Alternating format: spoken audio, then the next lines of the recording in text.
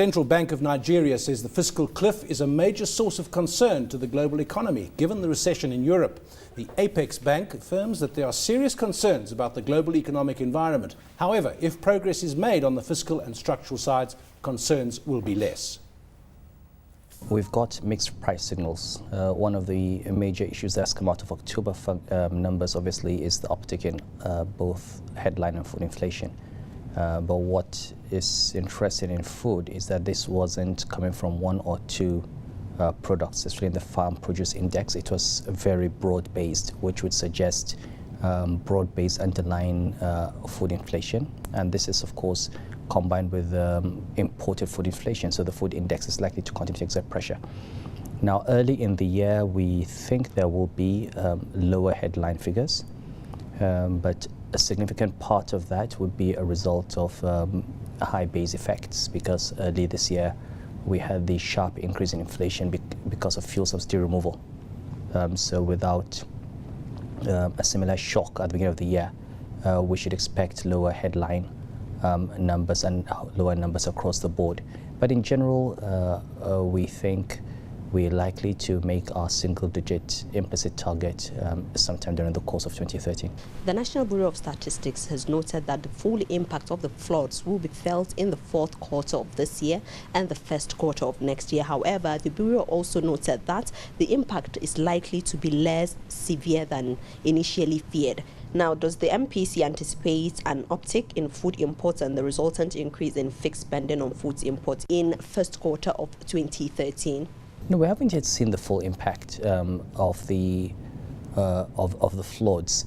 What the MBS has done is do an initial assessment, basically by looking at the contributions of the states that were affected to the production of various crops, and saying, well, let's assume that all the production in these states disappeared as a result of the flood. What would be the impact?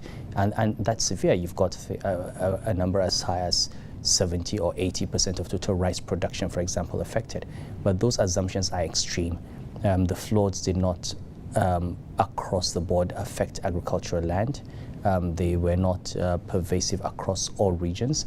Therefore, to the best of my knowledge, MBS and the World Bank and NEMA are currently doing an assessment of how much real agricultural output was affected.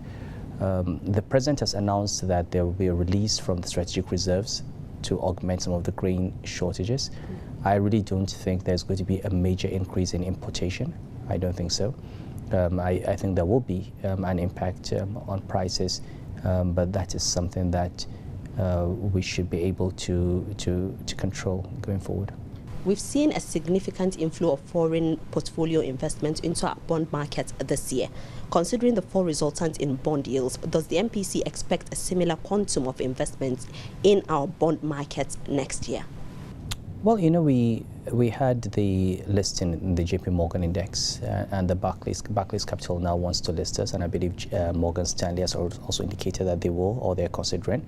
And by the time all these indices put the Nigerian bond on their list, so it will probably cover 90% of the investment audience or target investors.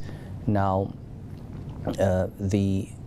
I think that there's a general sense that monetary policy is appropriate in Nigeria. There's a general sense that fiscal policy is in the right direction.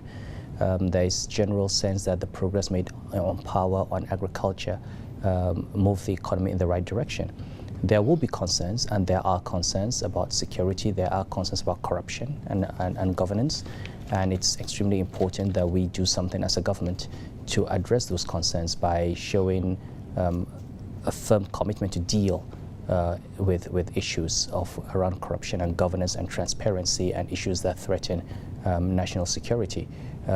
But apart from that, I do not envisage that there will be any negative sentiment that will lead to a reversal of what we have. We certainly do not plan to come up with policies that create an uncertain economic environment. We've been pretty predictable. So we don't envisage any problems. The total inflow of money would be about 9 to 10 billion between January and October. That's what we have. And that's barely less than a quarter of the total foreign reserves that we have. So at any point in time, we have sufficient reserves to fund any kind of outflows, and we monitor the amounts religiously.